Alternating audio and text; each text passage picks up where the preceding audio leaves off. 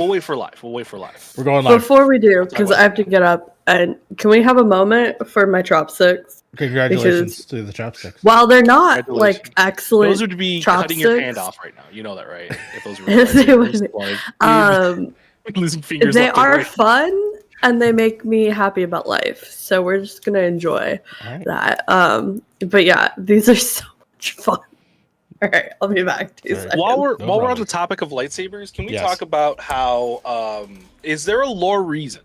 Okay. If I drop a lightsaber blade down, does it just keep fucking going? Theoretically, it's not supposed to. It's actually not supposed to burn. There's gotta be a low reason it doesn't, right? Right? Like he actively had to like shove that shit in there. Like, but it's the one. Wait, what are you guys talking about? What are you guys talking about? So if you take a lightsaber, right? Because you know a lightsaber can cut through anything, cut through steel, cut through anything except for Beskar, right? Yeah. If you drop a lightsaber handle straight down, right, into just the regular ass ground, it would just go, right? But there has to be a lore reason why it doesn't. I mean, okay. So in the original trilogy, whenever like Luke or even like fucking Darth Vader gets hit by the lightsaber, it just sort of bounces, right? But then in the prequel trilogy, he stabs that wall and just starts melting it. So like it's very inconsistent of what it actually can do. Well, also let's look at technology in the 1970s, right? I don't think they could do the melting effect like they do in like the new ones, right? No, so, granted, but the reason, but that sets the rules. They were hitting them with the poles. They were actually hitting them with poles and shit. Like a lightsaber should go clean through somebody and just cut them in half. Yeah, and the guts should just spill out. But I feel like that never happens. Yeah, I feel like it never happens. The guts wouldn't spill because the wound would be cauterized. Oh, sorry. Yeah. But yeah, you have a point. My thing is, if it dropped from your hand, isn't it like powered by whatchamacallit? The Force? So like if you drop it, you're like losing that contact for it to like.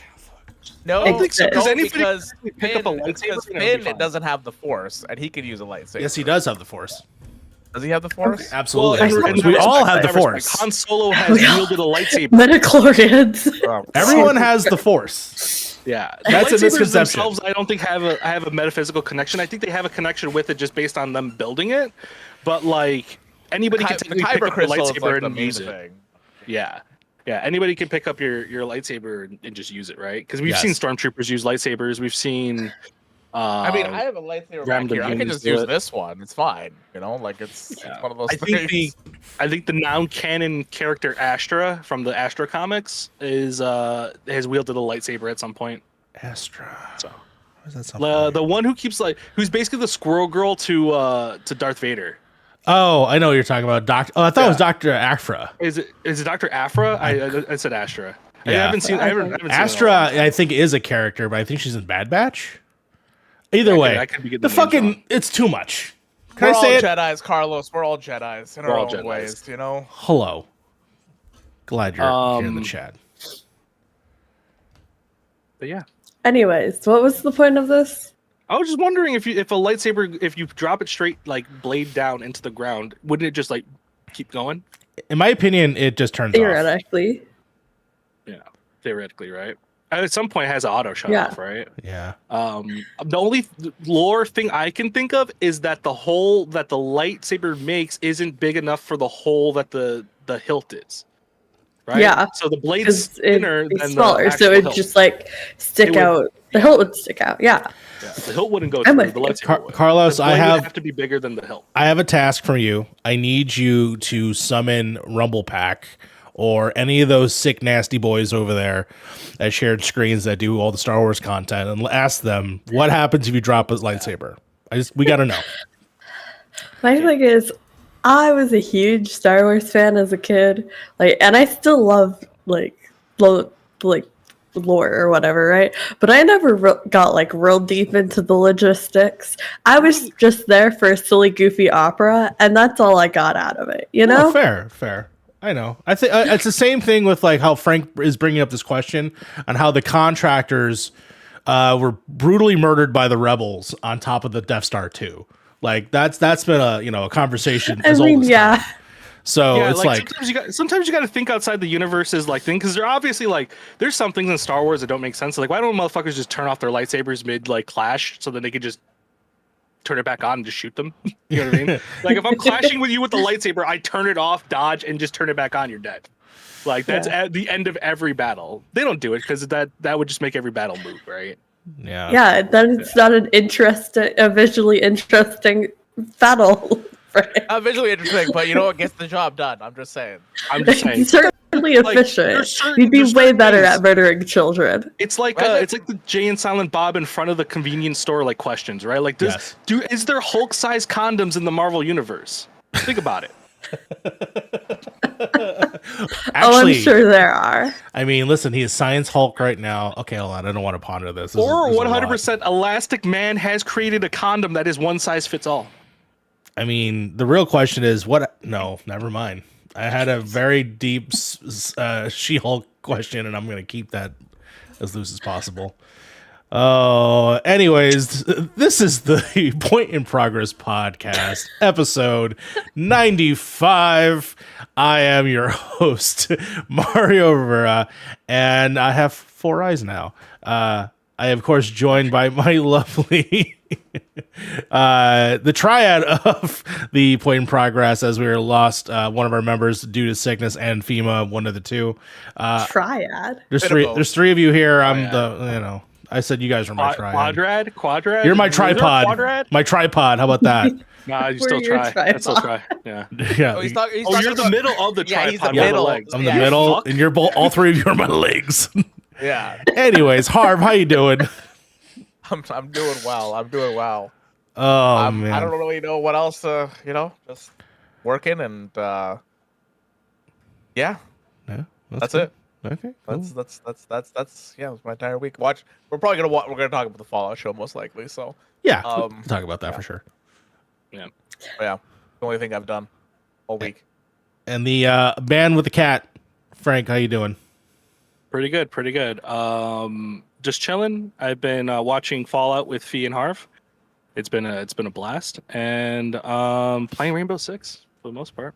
That's chilling. super. And Final Fantasy. Okay, very nice.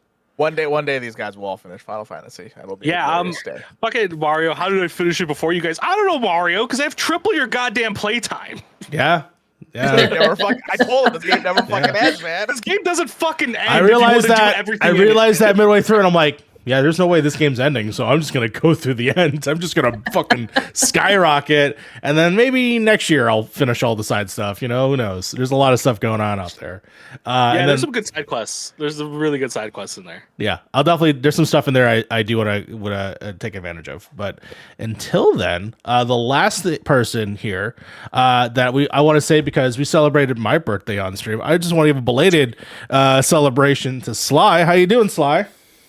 Thank you. My life is crumbling around me, and everything's on fire. But I did just have Thai food. Okay.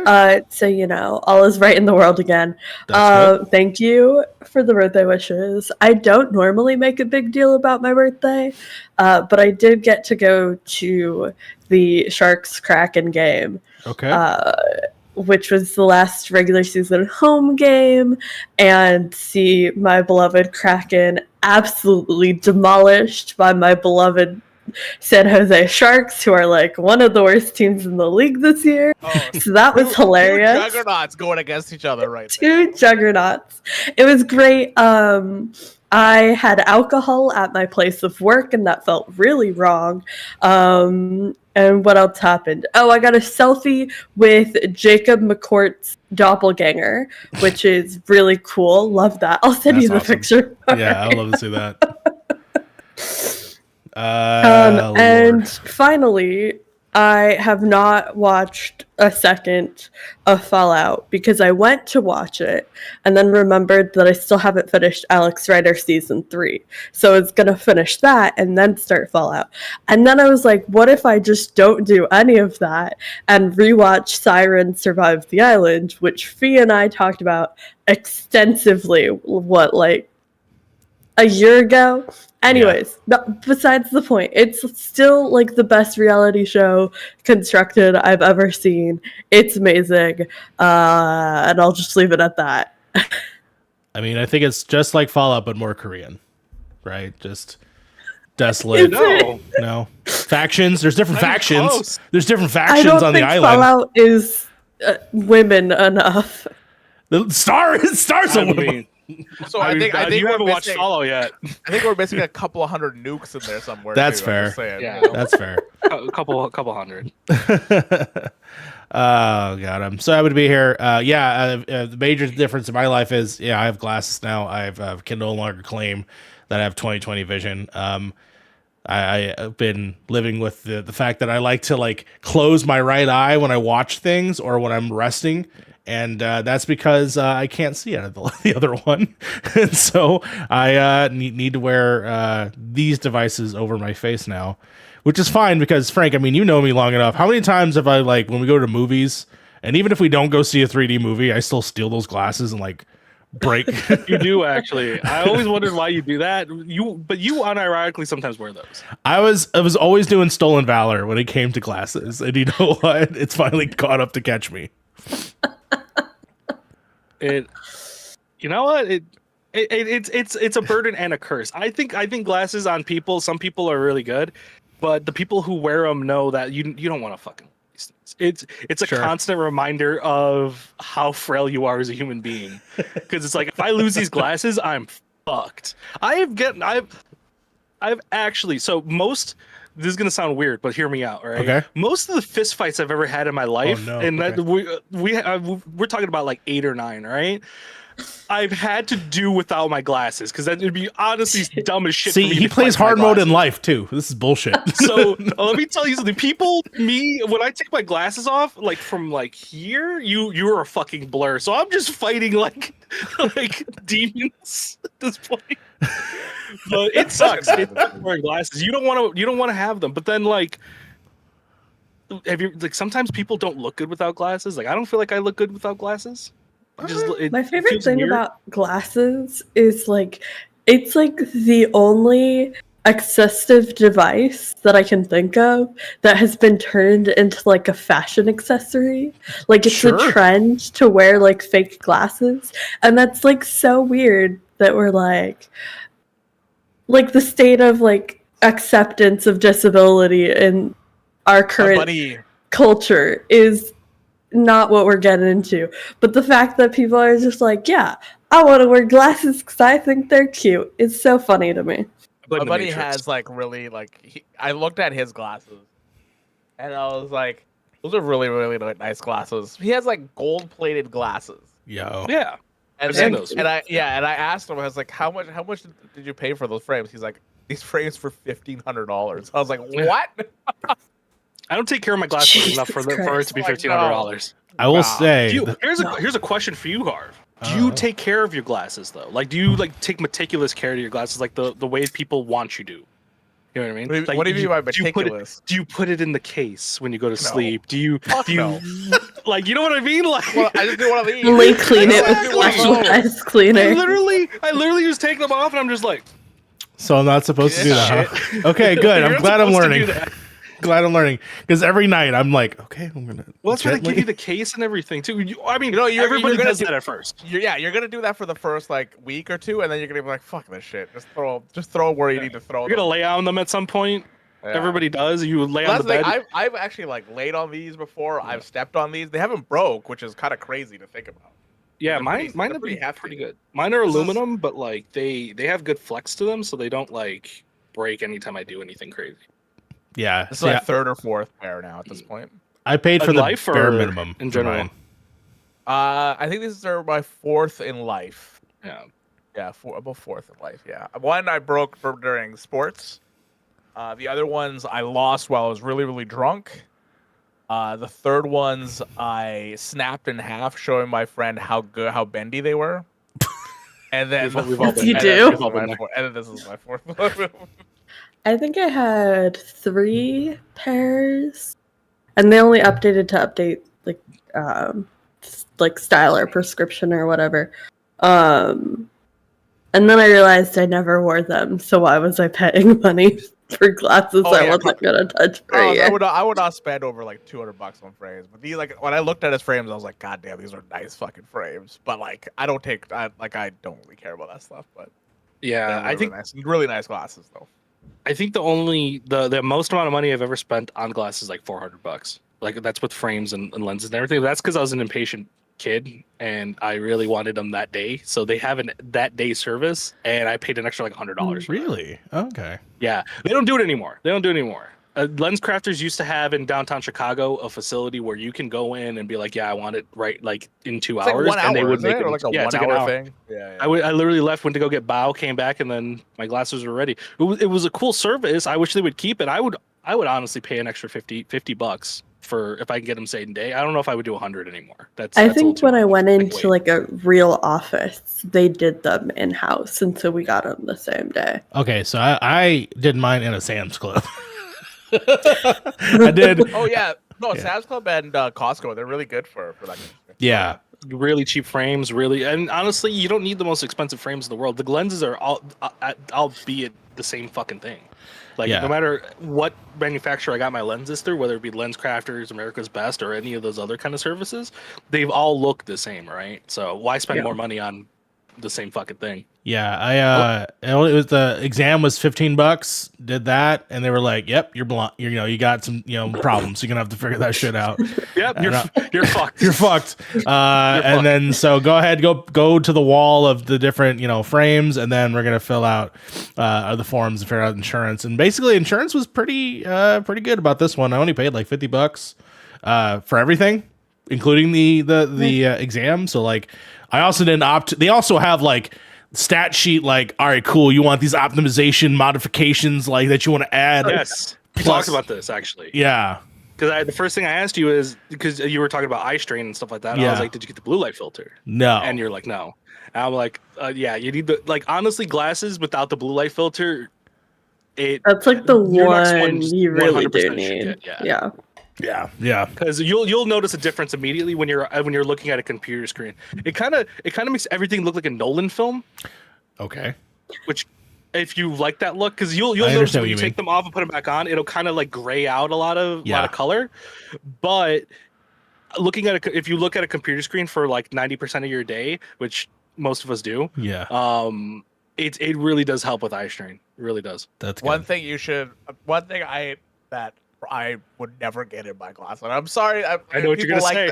People like this stuff. I don't understand it, but I do what you gotta do. Exactly. When you get fucking transition glasses. If you get transitions, you're a fucking nerd. I'm sorry. Like transition this way, or like sunglasses. When you go on to sunglasses. I didn't expect into the thing. I expect any of us to have an anti-trans take. So like bifocal, like anti-trans. Anti-trans. You had anti-trans glasses. Damn. Oh. I got the like bifocal like transition lenses at one point. Yeah, but no, never the like sunglasses ones. Those are ridiculous. I've always seen. I will tell you. Those commercials, man, and they were like, it's like the end of a Blade movie. Of like, that's what I'm saying. Nobody ever pulls them off really well, right? Because if you're wearing, like, the only time I would say it's smart to get transitions is if you're getting Ray-Bans that look just like the sunglasses. Sure. Right? Because then when it transitions, it just looks like a pair of Ray-Bans. No, but when you're getting glasses like mine and you're getting transitions, you look like a fucking nerd. But even if that's the case, even if you get the ones that are Ray-Bans that look like that, you're gonna be sitting inside for like 40 minutes with sunglasses on, waiting for them to transition back to normal glasses. And that coating like comes off very easily too. It's terrible. I've had them before. I've had transition glasses before, and it is annoying. It is very annoying as a user to be like, I want to be able to see what's in the room, but my glasses are fucking dark right now. That's incredible. There's going to be a lot that I'm going to have to learn when it comes to like maintenance. There's only two things you should ever pay for. Yeah. 2 things you should ever pay for. Okay. Get the scratcher. No, actually, no. 3 things you should ever pay for. If you have thick lenses like I do, always pay for the beveling. There's like a thing where they bevel the sides so then they fit better in the frame. Always pay for that. I did not pay for them with these pair, and they fucking pop out whenever I like lightly touch them. Oh, wow. Always buy the beveling. Always buy the scratch resistance. because if you just have regular PVC fucking frames, you are just gonna straight up like, it is not great. If you want to ever fix them and you got to do sandpaper and shit like that, don't. Just get the anti-scratch and buy the blue light filter, because that is. Make sure you clean it with this shit too. And microfiber cloths. Yeah, don't use your t-shirt. I started using my t-shirt because these are already scratched up anyway. But like, like one came in my little case, but I think I'm gonna try and get like a better cloth overall, because those always get so dusty and dirty. Like the ones that come with are trash. Yeah. Oh, and I bought like a 5-pack. I bought like a 5-pack. Clark Kent is on the podcast. Clark Kent is on the podcast. Mario, holy shit! And if you have, I don't think yours has Wario now. Yeah.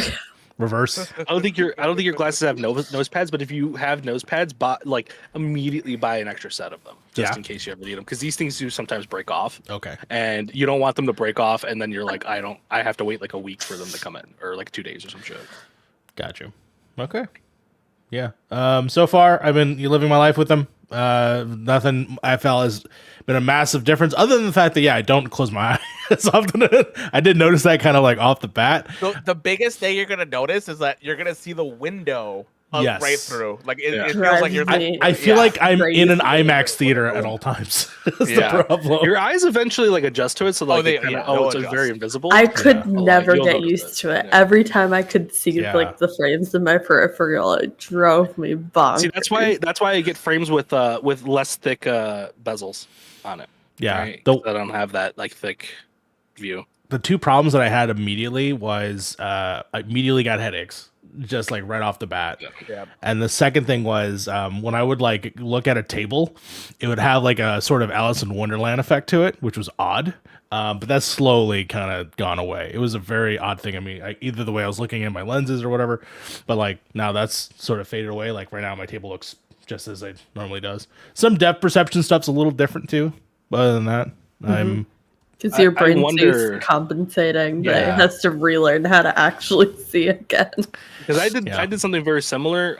There was one point where when we're working at Verizon back in the day, like the old store, there was one point where I had to get 4 weeks without, because I broke my glasses and I didn't have anything else I could use. Oh, no. I was like, okay, I have one contact lens, so I would wear one contact lens. Your brain surprisingly adjusts to it pretty well, but going back to like only having basically one eye and then the other one blurry, the headaches sucked, bro. That shit was terrible. But once your eye adjusts back, it takes like 3 or 4 days. Once you adjust, you're pretty good. I'm about a week. Question for you though. So, what would stop? Because let's say I don't know how, like what the 100% reason is why you have to wear glasses to fix your astigmatism, but I imagine it's you have better magnification in one, maybe slightly magnification in the other. Yeah. What would stop you from just wearing like one contact lens and then just doing the same thing? I guess that there is some like issues with both eyes. Just one is worse than the other, is what I understand, and so they're both prescriptions for both eyes. Just that I always use this one as my main one because it was the one that was, I guess, the most accurate. But whenever I would like I never noticed the light thing that people were talking about, where like I always thought that was just normal. The stars, the stars and stuff. But I always assumed that was just normal. But then if you're used to it, then of course you're gonna think it's normal. But the one thing that I know that wasn't normal, but I just still did it anyways, which was always just the closing of the eye. And not only did I know this, one of my original partners told me about this. My current partners told me about this, and they're like, "What the fuck is wrong with you? Why don't you go get that checked out?" And the last time that I got my eyes checked, and then I think I never told this story on the podcast, but I got like fucking choke slammed in a pool. In Vegas once when I was like 13 or 12 or something like that. Basically, whatever the year that Kingdom Hearts came out. The year that Kingdom Hearts came out, that was the year, because I remember having to then go to the eye doctor, do some sort of thing because I scratched my retina. They blacked out my eyes, and I had to go to the Grand Canyon, so I didn't even see the Grand Canyon, which was fucking atrocious. And then we also rented Kingdom Hearts that week. I couldn't play Kingdom Hearts. It was the worst fucking Vegas vacation. And ever since then, I said, fuck eye doctors. And so that way I've never gone back.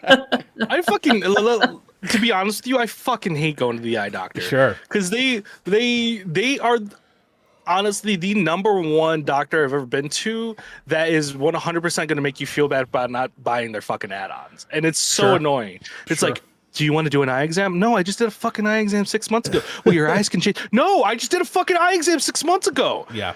Well, do you want this? Do you want that? You really need this. You really need that. Like, I think you're a salesman, but like, so annoying.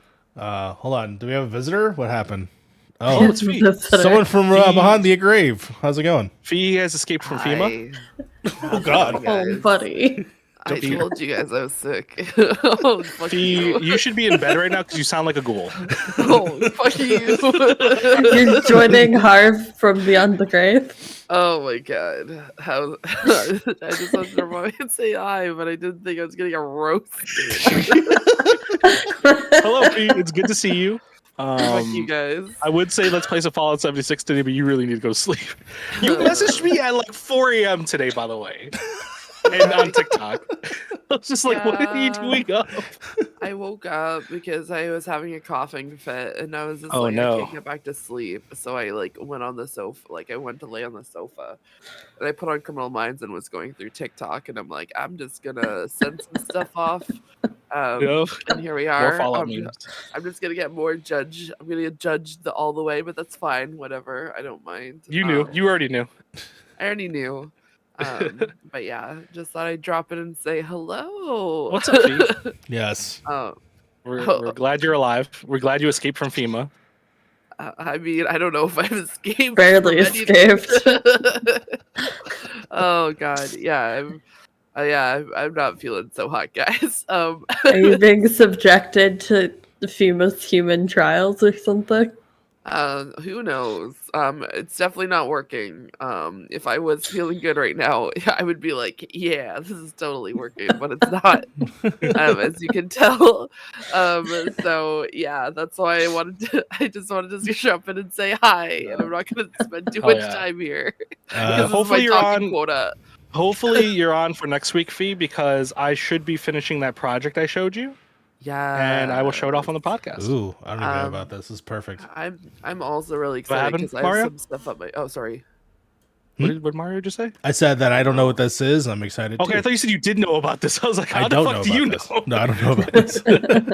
I've been telling everybody, anyone who would listen to me. I was just like, hey, this is the thing that Frank is working. Oh my god, I just put on I literally put on the podcast and I'm like, holy moly. I sound horrendous. I'm telling you. Oh, good God. Hold on. I mean, oh God. I sound like I haven't heard a voice that desperately needs some green tea, not green tea, some tea, honey, and lemon. And a Snickers. More than that right now. Do you have that, the honey, lemon, ginger thing that you showed off? Yeah, I have some of that. I also have a bunch of other throat coating teas that are supposed to help. I also have Cepacol. I have Vicks. I've taken cold meds, and I'm currently just living life. You're rocking it all. Yeah, you're living life La Vida Loca right now. This is legitimately my talking quota right now. I'm not going to be able to talk after this. I have a question for you. Because I've heard from everybody here that has also glasses. I know that you wear them as well. Any tips? Any thoughts? Tech tips. Okay, tech tips. If you do have those little eye things, make sure that if you put your glasses on your head, that you be careful when you take them off of your head because they will get caught in your hair and it will hurt like the dickens. Another thing is if you do have sensitive skin and that has any sort of metal anywhere that touches your face, you might want to put clear nail polish on it because I know for myself, I have some glasses that are they had metal on the sides, which are my clear ones, and it eroded on one side because they got wet. And then now whenever I put them on, my face gets irritated. So definitely be careful of that. Also buy like what Frank said, buy a little kit that has those little tiny microscopic screws because those might just randomly fly off too. Okay. So then you're fucked because your arm is off of your glasses because that little screw decided to go take a vacation somewhere else. Yes, that and 100% buy a screw kit. Yeah, and it's in the most inopportune times. Like you're on public transit, gone. You're out in public, fuck. gone. Yeah, because every time you do this, the screw is slowly backing out. Yeah. Think of it that What way. a terrible design. Well, there's a way, easiest way to fix it. There's a tech for me. Easiest way to fix it: buy some blue Loctite. Don't buy the red one because the red one you're not getting those screws back out. If you want them to be permanent, buy the red one. But if you want to be able to take them out, but without them backing out on their own, buy some blue Loctite. Put a drop on them, then screw it back in. Be perfectly fine for the rest of your glasses life. Okay. All right. Yeah, just be mindful of it. Other things, like glasses wipes, are good, but I always use just Kleenexes to be quite honest, because I find like some of the eyeglass cleaners, some have like really strong smell, and then that's all you smell in your face, and you're like, ugh, every time. It's so bad. The store we used to work at used to supply those like in a box, and it was so great because I would steal like 5 of those things, and it was there was no alcohol in it, and there was no like scent, so it would clean your glasses like 100%, no lint, nothing, and it didn't have the scent, didn't have anything. It was Yeah, I wish I remember what they were called because I don't. Yeah. I like how I'm just like a dead corpse voice. I'm like in the ether. Like I never use the bottom of my shirt, but I would always use the inside of my sleeves. Like I would fold over my what is that called? Cuff, and then use the inside of my sleeve because I was too lazy to find an actual cleaner. Yeah. I've seen some companies some shirt companies, like some shirts have that kind of almost jersey little tag on the bottom of the shirt to like tell you the manufacturer and stuff like that. I've seen companies put like a microfiber like little piece there, so then you can, because that's basically where you're going to be like grabbing your shirt anyway to like do your glasses. So it's like, oh hey, just a little spot right there for your glasses. Also, I totally never did a situation where when I worked at a specific company and I had to put on a screen protector for their phones, and they only wanted the screen protector, and they don't really ask you for like the actual microfiber. You just have a bunch of microfibers, and you're just like, I'm living to Vita Loca. You know what I mean? We used to take because nobody ever wanted. I used to be like, here, take this. Because I don't want but they're like, nah, I don't need this, and I'm like, are you sure? And they're like, no, and I'm like, okay, and I'm like, I will take this, and I will accept it as payment. But I would keep the alcohol pads. I every single customer that ever got an alcohol that got a screen protector from me, they never got their alcohol pad because I always keep them because I could do it without the alcohol. I don't need the alcohol. I just put it right on. Yeah, straight up. Yeah, being Frank can do that pretty easily. Okay, well, thank you so much for that. You're welcome. Any other questions for me before I leave? Are you taking any Radaway? Keep yourself hydrated. Yeah. Hydrate yourself with Radaway. Radaway and hydrated. Radex. Water. Are you asking me how to stay hydrated, or I should have to stay hydrated? No, you stay hydrated. How are you staying hydrated? Fucking water. I'm drinking water, tea, popsicles. Popsicles are good. Get yourself some delivered liquid IV. I guarantee you'll feel better after that. I hate that stuff. It tastes so salty. It does, but like the feeling going in is not great. The feeling an hour later is. You can just drink Gatorade. Or Gatorade works too. Whichever way you want to. Electrolytes. Yeah. I mean, I was going to, but then I didn't, and I just got a bunch of popsicles instead. Drink some G Fuel. Cheer you right up. Those freaking electrolyte popsicle motherfuckers are actually pretty great. Yeah. You can make your own. Or you could, but that's so much effort. It's so much effort for electrolyte popsicles. I do actually have popsicle molds, I think. We had them growing up, and I think they ended up in my box of kitchen thing. I have a ton of popsicle molds, but I have popsicles, so I don't need to. Question for the crew. Actually, that just sparked an idea in my head. Yeah. Before you start, RAV, we love you. Get the fuck to bed. Good night, everybody. Good night, Fee. Bye. Goodbye. What is your family's remedy for a cold? Because I know we all have our my family. It was always ramen noodles, Sprite, and Vicks Vapor Rub. Go mow the lawn. I was gonna say, get the fuck over it. You're still going to school. God, no, that's actually a good question. Definitely ginger ale was one of them. Ginger ale. Yeah, ginger ale was ours too. It was like leave the ginger ale out for a long time and then drink it. So it gets flat and then drink it. Yeah. And it's like we're not trying to reward you with a soda, so we're gonna punish you with the stale water. Yeah. The other one was like an Indian thing where it's like noodles, but it's in like milk. Mm. And they're like really like thin, like really thin noodles, like really thin ones. Okay. That we used to have. My best friend got a goal. We love that for him. I mean, they lost, but he got a goal. So. I was wrong, by the way. It wasn't Sprite. It was 7-Up. 7-Up. I was gonna say 7-Up for real.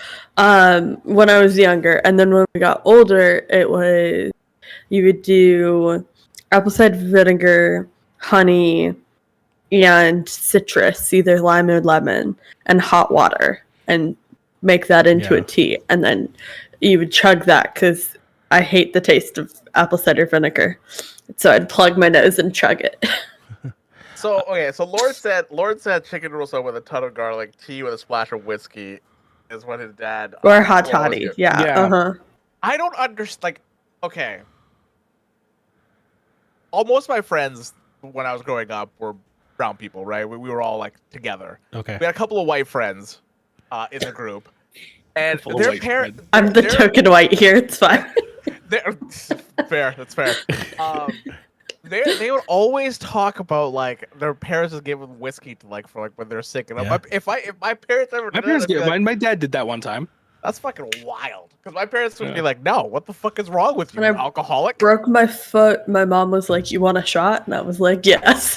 Well, that's how I learned like I guess liquor is a good way to like kind of get the mind off the pain. You know what I mean? Because they would do that for when I would like my teeth would hurt when they were coming out. My dad gave me a shot of I think it was tequila. It used to be a thing. You would soak like a cloth in like whiskey or whatever and put it on babies' gums when they were teething. But yeah, a hot toddy. It was like a shot. It was like maybe a cold. You know what I mean? Parents are like, here's some more drugs. Yeah. I mean, they're already pumping you full of drugs anyway. What's some alcohol to go along with that? You know what will make the pain go away from those teeth? Go wash the car. Go wash the car. I'm trying to research it right now. Yeah, it's crazy because like my parents here, at least here in Chicago, they just do the wildest shit while they have kids, man. I'll tell you that, especially in the South Side, like people will be like, "Well, you're not supposed to smoke when you have a baby." See it all the time here. It's so bad. I mean, my parents did it, like their parents did it, like it was just one of those things, right? Like, but nowadays they don't do that. I don't see a lot of people doing that They anymore. used to prescribe cigarettes for asthma, so like I don't think we trust any medical opinions of people in the past. No, 100%. Like I don't see newer parents do that as much anymore. I do see parents still smoke and have babies and drink and have babies, but then I don't think that's ever going to go away because some people just don't have that restraint even when they're having a kid. But yeah, I don't see people like giving kids liquor anymore. You know what I mean? Or any kind of like. Yeah, I don't hear that. I try to stop that shit if I do see like an uncle or someone that'd be like, "Hey, you want to do a swig of this beer?" I'd be like, "Hey, that's a fucking kid, dude. What are you doing?" Yeah, I'm like reading on this website right now called healthline.com. I usually check 3 sources whenever I say anything, so don't take this as fact. But it does say that one of the theories of why whiskey may help treat a cold is because alcohol is a disinfectant. It is true that alcohol is a key component of hand sanitizers. It's a different type of alcohol. I know. I love that in the sentence it's like why whiskey may help treat a cold. It's mostly meant for a topical disinfectant, not for internal. Yeah. Yeah, because we also have to remember that that was like literally a back in I would say World War I days. It could be even sooner than that. Yeah, you would have medics literally give you shots of liquor before you get amputated or something like that. Yeah, Like it was known as like it was a painkiller almost. You know what I mean? Because it's not really it's not only dulling your senses, but like it does something else to your body. I don't remember the key things. Also, I'm not a doctor, so don't do that. We're not don't doctors. amputate somebody and give them a shot. Alcohol also thins your blood. It fucks with your blood. Yeah, it fucks with your blood pressure, which you would not want thinner blood if you were if you're getting amputated. Well, I mean, you also don't want it to clot. Like that would be it's just I mean, you do what you got to do in war. Oh yeah, it was kind of funny. I was wondering. I don't think they had like morphine and shit back then. You know what I mean? Or like the same levels. Not readily available. When did we develop morphine? When was morphine? They had it, but like they just it's good for doing this, and don't get too addicted to it. It's like one of those things. I think in World War I they had syringes, and World War II they had like a powder that they would use. Yeah, and syringes for painkillers. Everything that we're saying. World War II, the soldiers had kits with morphine in them, so that they wouldn't. Mario, everybody believes that we're medical experts. I'm just saying that everything that we're saying very much feels like it exists in the Fallout universe as something that you can use to then increase your health or decrease rads. Actually, what's funny about that too is that when we're watching the show, I beg the question: who the fuck is making all these drugs? Yeah, because let's be real here. The war ended like 500 years ago. There's still technically a lot of people out there, right? Who is making all these new drugs, and why are they like the same grade as 500 years ago? I mean, listen, I'm glad they used the video game logic, because there's a part where a character who you think is dead gets slapped with it, and then they're fine, and they don't explain it, but it's fine. That's just Jet. That's just Jet right there. That or fuck, what was the other one? Because they added new drugs in 4, and I don't like their names because one's just like Fury. There's like Psycho and I mean, to be fair, we've gotten this far. One of the characters gets her finger cut off, and they just attach it, and everything's fine. It's just like, all right. But you know what? They do keep the continuity of it, because that finger does look darker than the other ones for the rest of the show. But I'm not talking about the continuity. I'm just talking about they just attached a finger. No, just like it's not just like it's fine, but like it's still there. Which is cool, because usually a show will be like, oh, it just goes back to the same color, and then we don't have to worry about it anymore. It's like, no, it's still there. I forgot there was another show or movie or whatever I watched, but like, oh, you know what? I think it was I think it might have been Lisa Frankenstein, but there's a part where they're like, he has to put body parts back on, and they're like women fingers, and they're like painted nails, and he kept that on for the rest of the movie, which is awesome. That they were like painted on nails, which I thought was great. Yeah, I mean, the last thing I want to talk about for the sickness part was, for some reason, and I don't know why we did it. Like, I'd pretend like it's almost like I was being serviced by like Mother Teresa, but I would put like the hot washcloth on my head and just like lay that there as if I'm like, suffering child somewhere far, where I'm like, no, I'm just some idiot in my fucking like Power Ranger shorts and like feeling sick. Yeah, Fee said her family usually does Malaysian hot and sour soup, tea with honey and lemon. See, that in my mind makes sense, right? Because you're using, I'm guessing the hot and sour soup is like kind of like how clears out the senses. In Mexican culture, we just love to like make everything fucking spicy when you're sick. Yeah. So then the spice like clears out your nostrils. Yeah. Pretty much the same concept. But then the honey and lemon for the throat. That's a logical step, not ramen noodles and 7-Up. Or Vicks Vapor Rub on everything. And Vicks Vapor Rub. It worked. Hey. It doesn't work anymore, though. I'll tell you that. We're alive. That's all that matters. Who needs a doctor's We're alive indeed. Oh, but back on the Fallout train. I know that 3 of us have watched it. 2 of us have seen it all the way through. Frank, where are you at on the show now? So me and Fee are actually in the same part. End of episode 6 or beginning of episode 6? Okay, so you're very close to beginning that. of You got episode like 2 more episodes. Yeah, we're almost there. Sure, and then Sly has not seen the show yet. You seen trailers or anything about the show?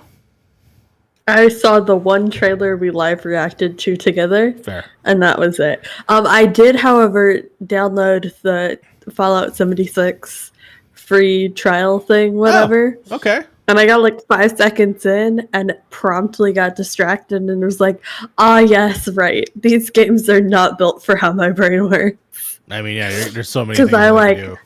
I walked out of the vault.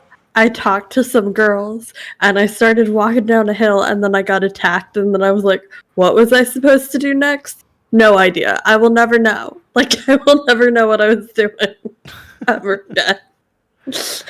Oh, well, me and Frank, and actually Fee as well, played a little bit of the game, and we actually figured out what to do in that game finally, because I had a similar situation when the first game first came out, and I walked out that vault, and I was like, I don't know what I'm doing. I'm returning this back to GameStop. And then I did. And then now, though, thank God that with all the updates, I'm having a lot more fun. It is a lot more fun with friends. It's definitely, everyone. If we can, how many people can actually be in a posse in that game? Do you know? I don't know about the teams, but I know the world's 24. World's 24. I'm gonna guess 4. Okay, usually it's about 4 or 5. I'm saying we could all be all in the take turns traveling the wasteland together. Yeah, I figured out the controls now, so I got it down. I already did some dailies yesterday, raided some people. I'm building a house. Fee disrespected my home, and for some reason, because I'm like, okay, I'm building a home, and there's no door frame. There's no frame for the doors. There's doors. I can build a door, but there's no frame for the door. So it's just a door, and I can't put it on the wall. So I'm like, okay, I'm not high enough level for that. So then I'm like, I don't want to just leave this house open like this, right? So then I jerry-rigged it to use barn like fence doors. You know what I mean? Like the outside fence doors. And here comes fucking Fee, and then she looks at it and just jumps over it. I'm like, Fee, use the door. Carlos in the chat said Fee did an upper decker, didn't she, Frank? She jumped over the door, and I'm like, Fee. That's awesome. I tried to cause chaos in your camp when we first started, because there was a pack where you could get free pride flags, and I just wanted to put just a trans flag right in your yard. Yeah, Mario apparently, the quote from him, he wants to see how fast we can get hate crime. I just want to see. I was just looking for it. Who's coming? Who's coming? I think anybody's coming. Like, so I put in I my love camp playing instead. that game in my real life. Yeah. So there you go. It's in my camp now. Silent. Great. But yeah, no, the I do have a base built up. I'm only level 8. I'm trying not to play because I don't want to level up too far. Because it's very easy to level up in that game when you're just shooting everything. Yeah. Which I am. We kind of learned though that you could play it at either pace, and then it doesn't really matter when it comes to if we just do the activities together. I guess it's depending on what activities we're doing together. Yeah, at some point it will, because then when you start looking at the raids, when you start looking at some of the bigger missions, you will have to be a certain level. I guess I forgot there's raids in that game. Yeah, and then keep in mind too, some of the areas are blocked off based on level. So you won't be if you look at the map, there's a part of the map that says you can't come here because you're not level up. You're not high enough level yet. Gotcha. You know what I mean? So to be in those parts, I don't want to be level 20 and then I'm just kind of stuck for a little bit. You know what I mean? Or be too low level and then have to play catch up. You know what I mean? So I'm just kind of slowly playing. Okay. And then you could play that like Fallout. Funny enough. Yeah. Which I got the bug. I've actually jumped back into my old save on on Xbox, and to retell the story of why I stopped playing that game so long ago. I'm not a Bethesda person. Don't really enjoy. I enjoy it. I play through Skyrim. I played through all the main story, but I don't go around and exploring all the different factions, all the people, stuff like that. Same thing with Fallout 4. I got hooked in with the main story plot, which of course is your son gets kidnapped and you got to go find him in the wasteland. And I did that. I found him. And then I'm like, I'm turning the game off. I don't want to play anymore. I don't want to find out that my little boy is a space racist. I just don't want to deal with it. I'm just going to turn this off. Is he a space racist? So here's what I found out. He's not really space racist. He's not a space racist. He's a slave trader. Is he? He basically is. That makes things so much better. If what you're trading isn't necessarily actual people, is he a slave trader? The thing is his opposition is something called the Underground Railroad. And they're funneling synthetic because people. Those people are saying that they're using synthetic people as slaves. It's the old school. They are the bad guys. Robots dream. Do robots dream, right? They are the bad guys. Robots have rights. Aren't synthetic fake though? No, but then there's robots. But then there's Nick Valentine who has sentient life, right? That's the argument, right? But that's robots dream. But that's the point, is that you find out that your person's like, no, they don't have thoughts. They are used for labor. Yeah, and keep then in mind, in the context of this is an MIT. No, scientist but this is the context though. Is what is that's literally the opposition is the Underground Railroad. This is the exact text that they're trying to overlay on top of this guy. He is the bad guy, and so that's why I'm like, oh. I should have stopped playing a long time ago, but I'm playing it now, and I'm gonna have to kill my son. Out here defending slave traders on the public internet. Yeah, but it's not slave traders in the sense of like, get my property over here. It's more like these are for scientific research. We're taking people, and we're not slaving people. There is slavers in the Fallout universe, like actual slavers, like people who actually like put collars on you and turn you into a slave. Like that's why I'm saying there's a distinction between someone who's doing it with synthetic robots. It's the same thing, and somebody who's doing like taking actual human beings and doing that. But that's the same thing with Blade Runner. It's the same thing. Yeah, these things are discovering that they have more than just the prime directive. They are past that, and so like they have become person. They are, same thing of like people consider them property, and they themselves have their own autonomy, and that's essentially it's still classism, right? It's still racism, it's still the same thing. If I build a computer and it becomes sentient, is it not my own property still? Again, I understand the thing that you're saying. It's still the same. It's still the same.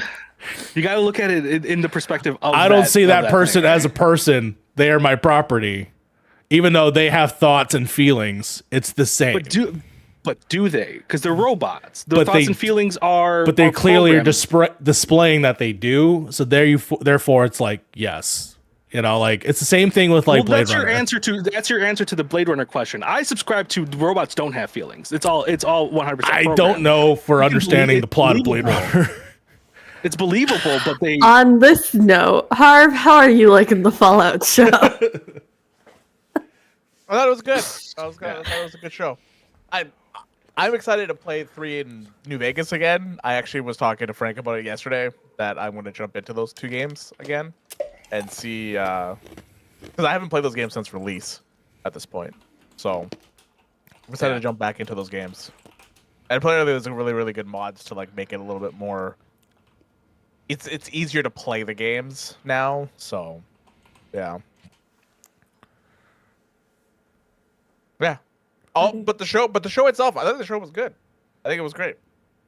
I have a couple of like, I only have like really like minor problems with like one of the characters I didn't like in the show, which I'm hoping they do better in season 2 with this character. But yeah, other than that, I think they nailed it. I think they nailed the whole Fallout. One of the things that I was saying to Frank was like, I'm glad they didn't replicate a game. Mm-hmm. They kind of did their own story, which was great. Well, isn't that like the point of every new iteration of the game? Is it's like, here's this completely different like vault with this completely different experience, and you just get to explore the world through that perspective. I guess it's in the vein of like, it's not the same exact people, places, story. They're not replicating things. There are, to be fair, there are places that exist in this universe that happened previously, but it's sort of overlaid on top of it, continuing that story. Things that have happened in the past have happened. Because this is currently the furthest in the timeline of Fallout. So basically every game has happened. And so then you interact with this stuff. But by like it not being Fallout 3, and we're doing the, that same projection of story. It's that this is another version set in the California wasteland, which of course is reflective to the first games, and that is about it. And now it's telling its own thing. Yeah, which I like. I like that a lot. Which, by the way, is the same story as 2 games. There are actually 3 games where there's somebody missing. There's little drips. There's little drips of story within like 3 of them. Like they mentioned a courier in the show, which is a direct reference to the courier in New Vegas. They meant the father-daughter dynamic is very much as Fallout 3.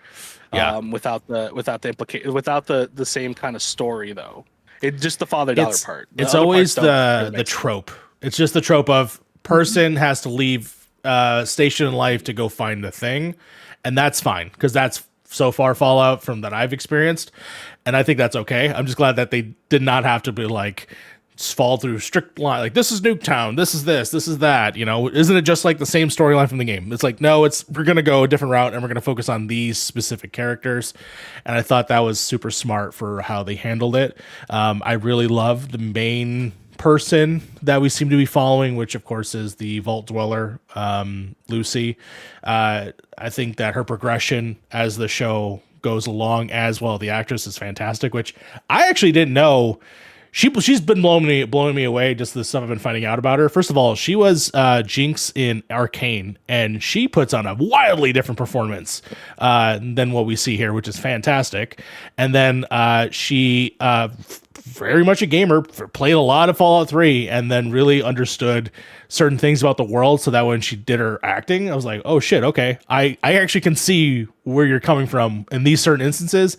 And now you know what these words mean. like you understand how the world's supposed to work. And I thought that was actually pretty, like, they did a whole thing where like they're all answering questions, and then they're like, how many vaults? And then Walton Goggins is like, well, that's up to the writers to, you know, how many vaults there are. And then she's like 122. Like, she knew the answer immediately, which I thought was pretty cool. There are two reasons. Okay, honestly, for me, there were two reasons to watch this show. Like, I'm not a huge Fallout person. Like, I played the game. I've played all the games. Yeah. Except 76, but like I think that makes you a pretty big Fallout person. But like I don't follow the lore really, right? I had to look up videos on like what all the vaults were. Like even Fallout 4, like you guys are talking about the story, like I forgot. Yeah, there's a lot totally there. Forgot the story about Fallout 4. Honestly, yeah, there's especially in 4, there's a lot of establishing things. Yeah, because throughout the series, you've had little kind of sprinkles of these kind of lores put in, but there's also in 4, like, they establish things, right? Like, they establish that the Brotherhood is fucking actual. The Mario says the Institute space racist. The fucking Brotherhood literally ethnic cleanse people in that game. So they're the space racists. There's more than one space racist. You can have more than one. There's more than one space racist out there. But so like for me, I'm not like that into, like, I'm not as into in Fallout. But there's two reasons. One was Walton Goggins. I think he's one of the best actors out there, and seeing him as a role in the Ghoul is fucking just, dude. I want him to win. Whatever he's doing, I want him to win. That's it. Yeah. And then the other reason was Michael Emerson, who is also in the show. Yeah. Which he's an awesome actor as well. So those were the two main things why I wanted. And then Walton Goggins was the number one reason. Like, I'll watch it whatever you're in. I'll honestly watch whatever you're in. So. Yeah. No, Walton Goggins I've been following him for a while now, and I knew that since he was a part of this project, immediately I was like interested. The first trailer, ultimately, I think it did enough where I was like, this could be good. And then just watching the movie, and then just couldn't stop watching it, you know, streaming it one after another this weekend. But that begs the question to us here. So I know I burned through it. I know that Frank, I think you watched it. You're a little bit slower at the pace of it, but you're also doing a bunch of other things. What has been your thoughts of them deciding to just drop this show? I know that you've had some thoughts offline. I want to see if I can get you online saying I don't really care, honestly. Yeah. And I don't know why other people do. To be honest with you, I keep seeing people online going like, "Oh, well, this hurts the numbers." I'm like, "What the fuck do you care? Like, you're not an executive at Amazon. Yeah. Like, it doesn't matter whether a show releases in bursts or weekly. Like I said, I think we talked about this last week. I personally like the weekly just because I like the conversation, but there's no conversation to be had, I'd rather it just be dropped on everybody anyway. People still have the same conversations. It's just the weekly make it easier for something like our show to talk about something weekly, right? Yeah. And I feel like that's where people are getting the disconnect, because they want it to be like this spectacle of talk every week, and some shows don't need that. Honestly, some shows get way overhyped, and it makes it seem like the show is more popular than it is when you do that, right? Look at Invincible, for example, right? Invincible's a weekly thing. People fucking forgot when that, like, came back. You know what I mean? Where was the weekly conversation during that? Well, to be honest, to be fair, I thought they started season 3. I thought they were on exactly. Season 3 now. To be fair, the communication on that has been awful as a big fan of the show, like I really enjoy what they've done, and I've caught up all the way through. You're right. I didn't even know it fucking happened, and then all of a sudden there were 4 episodes available for me to watch, and they came out weekly, right? Yeah, I had that's no a show that clue. 100% would have benefited from just dropping it all. I understand there's like some animations weren't done and stuff like that, Yeah. and they couldn't do that. But if they had dropped that 100% down, it would have more viewership than it did when I think it pulled the cardinal sin of television where they dropped. But they dropped like the first batch, didn't they? It's like first 4 episodes, yeah. And then there was no release date afterwards for the next batch at all. Yeah. And then they release those weekly after that, which is like kind of like, well, you got one. You have to make up your mind. Either drop them all, or wait until all the animation is done, and then drop them all, or just do it weekly at that point. It was weekly when it first dropped, and then it stopped, which was odd. And then people have been speculating on that too, that the whole reason that it was split in half is so that way when they introduce the fact that now all of us have to pay for ads would happen, then that would be included. I fucking shilled out the $2 because I hated it. I hate ads so fucking much. And it didn't bother me during Fallout, which is great.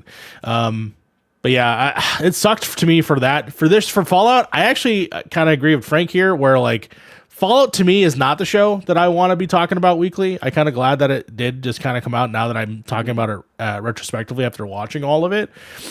Because there's not like something that's leading me to like the grand mystery, like the mystery that is a part of the show, and there is a mystery, but it's not that compelling as to like say a Westworld or say even like a Game of Thrones, for instance. But like when it comes to like what the show ended up being, I think it's kind of fine to being something that dropped. Now fucking X-Men 97 though, that was a fucking moment last week that everyone got to experience for the people that watched it, and then we actually had a week to grieve and feel that. Now we're going into the future episodes, and we're going to be having more of a conversation. That I thought was a good idea.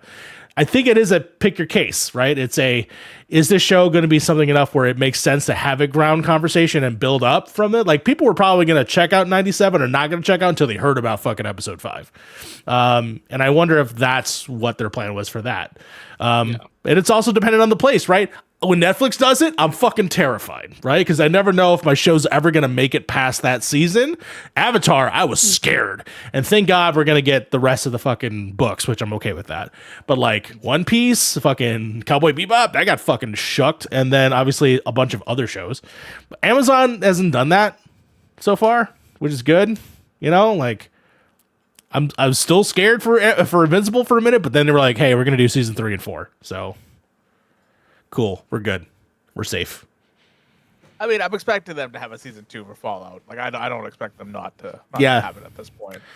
At this point, reception-wise and stuff like that. Are we supposed to get a season 2 for Lord of the Rings? Is that supposed to happen? That's supposed to happen this year. That's supposed to happen this year. Yeah. Yeah. Jeez. Yeah. I would rather have had this show. I don't know. I'm on both sides of this. I don't mind watching. I don't watch TV that. I don't watch that much TV anymore. So for me, it's one of those things where like, I probably could have left it or taken it in any kind of way. I actually don't mind it, but I think for this one, it would have been better if it was just week to week, because I like having the conversations about it and stuff like that. Kind of brings me back to like the Game of Thrones days back in when that was going on. Yeah. But again, I don't watch enough TV, so like I used to be a TV junkie. I just don't watch TV anymore. So Yeah, I mean, I love weekly stuff. I built a whole show around watching things week to week, right? And like having that discussion, and it's helpful for. I also don't watch a lot of things, so it kind of like forces you to actually every week sit down and watch like an episode of something. And I probably would be like at least semi up to date with Fallout if it had dropped weekly, right? Because I would want to be part of that conversation. But just like dropping it all at once is like kind of nice because it makes it way easier to avoid spoilers everywhere. Like I haven't caught up with 911 since like episode 2 of the season, and I've been like completely and totally like ruined on the next like 3 episodes of what happens. But that's fine. Like that was my fault for not watching it week to week. But like the Fallout conversation, I mean, it feels like it's already gone in pat. Like I haven't seen anything about the show. About it. Yeah, people. I've seen people talk about it every week. I mean, give it another week or so. We'll probably be at the point. Yeah, it's officially 1 week old at this point. Yeah, it's officially 1 week this old. Yeah. Yeah. I don't know. I'll tell you what. If fucking Reacher wasn't all available, I wouldn't have burned through season 2 by accident. Okay, I would definitely. Some shows are just not designed with that week-to-week format. Like, as much as I hate The Walking Dead, they did a really good job at that week-to-week format. That was a good one. They made sure that to make the episodes have some kind of piece to make you want to watch the next episode, right? And even when they did their like mids, like. AMC used to do this a lot, and I never understood it, but they would do these mid-season breaks where they would have like a mid-season finale, and then you would know, come back for the show, obviously, right? They were always really well done. Like they did if you read the Walking Dead comics, I think it was either their finale or a mid-season finale was the Glenn scene. And that gave you time to come back to the next season and be fucking pissed off of what happened in that show. Yeah, I think it really depends on the structure of the show. Like you're saying, how the episodes are structured and what it's leaving with you with at the end of each episode. Like I love a mini series. I love those like summer releases, even if it's like a network show where it's like 8 to 10 episodes, because I really like a condensed, digestible story. But if those episodes are designed to be like we talked about last week, like the Marvel movies, where the Marvel TV shows, where it's basically a 6-hour movie, like that's not how I want to enjoy my television content, right? I want to feel that like story beat through like, you know, the 3x of an episode or whatever, the 5 with ad breaks, like how those shows are broken up, and feel that structure to have like those compelling hooks and those compelling cliffhangers that make you want to talk about the show and continue that momentum into the next week, the next season, like season A and B, whatever it is. Yeah. Some of them do it really well. Some of them do it really well. I don't think there's anything in Fallout that speaks to me, like any episode speaks to me as like, oh man, if this was like a weekly cut right here, that conversation would have gone insane. Or if this weekly cut here, then I would go insane if I didn't see the next episode. Yeah, I don't think, after watching the entire thing, I don't think there's an episode that made me go, holy fuck. You know, like, holy shit, I need to talk to people about this. You know, like I need to fucking like when I need to see this next week. Yeah. The only time I felt that is maybe the last shot of the show, and that is it. Yeah, maybe that. But other than that, like I feel like it was Like Carlos said, it was like released the way you would consume a game. Just kind of sit down by yourself, go through it as quickly or slowly as you want, but you have that option to like progress through the story at your own pace. Yeah. I don't know. I'll watch it by next week. We'll talk about it next week. All right. There is some dumb discourse online about it too, because everything that comes out now, the people are always like, "Oh, this shit's woke. This shit's dumb. This is dumb. This is fucking Lucy's a Mary Sue." I saw somebody have a full on like long paragraph of why Lucy is a Mary Sue in the Fallout show, and I'm like, you're fucking dumb. Like, she's a vault dweller. All the vault dwellers act like that. All vault dwellers are in their own world Mary Sues. Yes, especially hers. Like, it isn't a woke thing. She's just a fucking vault dweller, and you can tell a lot of people. This is why I hate the discussion I see online on the internet nowadays. Is that there's just a lot of people who are just saying dumb shit, who don't really follow the series or don't really play the games or don't really know the lore. They're just saying something to have something to say. Bait. Right. Exactly. And then it's just a cascade, because then you see one person say something dumb, and then you see a thread of people taking the bait, which I'm like, at this point, guys, you guys gotta know it's bait. Like, come on. Like, yeah. And then you have the like thought pieces breaking down why it was bait, and I'm like, at this point, the world has just gotten out of hand. Some people do believe it. Some people, you look at their profile, and I'm like, yeah, you probably really do believe there's some like woke conspiracy, don't you? You fucking idiot. Anyways, subscribe to my new project that's never going to come out. Join my Discord. Here's $10. I'm going to fight the woke agenda by myself. My name. Yeah, like that fucking Grums guy on Twitter. You're so fucking stupid, dude. Fucking asshole. You were stupid for the fucking Starfield argument, but you found something you can kind of dig your fucking heels into. And it's you every time I don't even know why I get these because I don't follow the guy. I don't look at the shit. Every night I'll just see a screenshot of this fucking dude. And it's the dumbest misled? Fucking thing. You've been misled. He sounds like he's part of a fucking cult. It's weird. Oh, yeah, he was talking about the Helldiver shit, right? Oh yeah. Fucking oh my god. Who fucking cares? You don't even play Helldiver. Shut the fuck up. Go not make a game. All right, go do your fucking thing. There was one guy on Twitter. And I'm like, man, I wish we did this. It's just like anytime anybody wants to complain about a game, at least show me you put 20 hours into it. Like, fucking hell. Show me the receipts. Show me the receipts. Because if you're gonna have an opinion on something, at least fucking play it. Yeah, I'll never say that I'm a Fallout guy, but I will show you my time. My time says a day and 12 hours. All right, I put some time in. It's more than 30 hours. More than 30 hours. So like, I put some shit in there. I have. Yeah. Where did I play Fallout? I'm curious on console. I think that's when I played it. I was playing on Steam Deck. Runs beautifully. I'm curious on your playthrough Fallout 4 though, because there is a lot there where if you side with certain factions, the story changes dramatically, right? Like if you actually side with the Minutemen, the story ends up being basically you don't kill anybody. I think. Fucking Minutemen.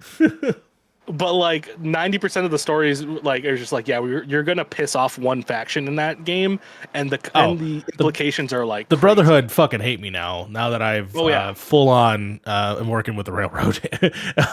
So don't worry. I will tell you that's what I did in my playthrough. I killed everybody. Sure, everybody's stupid. Everyone's bad. I think I sided with the Minutemen. By the end of it, I killed the Brotherhood. I killed all the synths and stuff like that. Yeah. I killed the Institute. I don't think I killed the Railroad. Other than them helping the synths, they don't really have anything other than that. That's why they're my choice. That's their one, but they don't have a plan for the wasteland. They're too lateral thinking. That's my problem with them. Is that once they finish their synth thing, they really don't have any plan after that. Yeah. They're a moral high ground, but at the end of the day, they're moral high ground by name, and that's all they. I just feel like no one, and we'll talk about it, but no one should have all the power, and I feel like they're the one group where I'm like, you're not about that. You're about something else. Even the Minutemen are a little bit weird in that. I don't think I sided with the Minutemen then. I don't think I sided with anybody because the Minutemen want to take over the Commonwealth at least. Yeah. With old technology and stuff. Yeah. It's all about rebuilding and colonization at the end of it. Oh boy! Because you're either rebuilding and colonizing. I love colonization stories. That's what Fallout's all about. You either side with the Minutemen who want to keep Boston, right? Traditionally Boston. You side with the synths, and you basically say, hey, technology is the future, and humanity should be wiped out. Right? Or you side with the Brotherhood and it's everybody else who isn't military should fucking die. Anybody who has irradiation in them, you're less than human. Fuck you, die. Or you side with the Minutemen, or you side with the Railroad, and you basically save all the synths, but then the wasteland stays the wasteland. I have 2 points. One, every single time you say the Minutemen, my brain immediately goes to the Watchmen? Late 2000s DC Disney Channel DCOM. That's what I was thinking of. I had some hope there. I had some, with the fucking dude from with the dude from Good Luck Charlie. That's what I'm thinking. Disney Channel. Yeah. Also love the Watchmen, but no, I keep thinking of the Minutemen, there's a Harvey Danger. Anyways, I know what you're talking about. The second is if anybody wants a sci-fi show that like grapples with the idea of space colonization. The podcast, it's an audio drama. This Planet Needs a Name is excellent, and you should definitely check it out. Yeah. If you need a movie, it's called Dune. Watch Dune. It's all about colonization. But yeah, Fallout 4 is interesting. I want to see where you align this time, because I every time I play through the game, I try to align with a different faction just to see how far they go. I'll tell you, I'm killing my son. They're all fucked. I'm killing my son. I'm gonna blow up some shit. It's gonna be great. Yeah, I think my first playthrough, I literally shot him in the face. I didn't even know he was your son at that point. Yeah, I don't have a timer, but I did play Fallout on console. Yeah, if you load up the console, I'll tell you the timer, and I was like, oh, that's cool. But yeah, that's Fallout. That was before I was enlightened by the PC stuff. But one thing I will be doing this week, though. What are you gonna be doing? For sure, I'm going to be trying Hades 2 this week, and I'm very, very excited. Oh yeah, because I excited for the playtest thing. I'm kind of excited to give it a whirl. It looks a lot like more Hades, and I respect that. And that's all I want from this. And I'm happy for the people that like. I love Supermassive. Super Giant. My bad. Supermassive's the other. Too many super games. Supermassive is Until Dawn, and Super Giant, I believe, is the name of this one. I love their style, love their shit. Hades just not for me. I love their games, but that was not for me. I'm hoping for the sickos out there that love Hades too. I have all the love for you. Same for also you Silk Song fuckos. Like, good luck to y'all. Silk Song Never Ever. I have that in my fucking fantasy draft. I keep forgetting, and if that doesn't come out, I'll actually just like die. Keep forgetting. You actually brought up a good point. Let me actually pull up the ranking here. You don't want to look at your numbers. Oh, God. I don't. I'm sure it's horrible. I haven't even looked at this in like.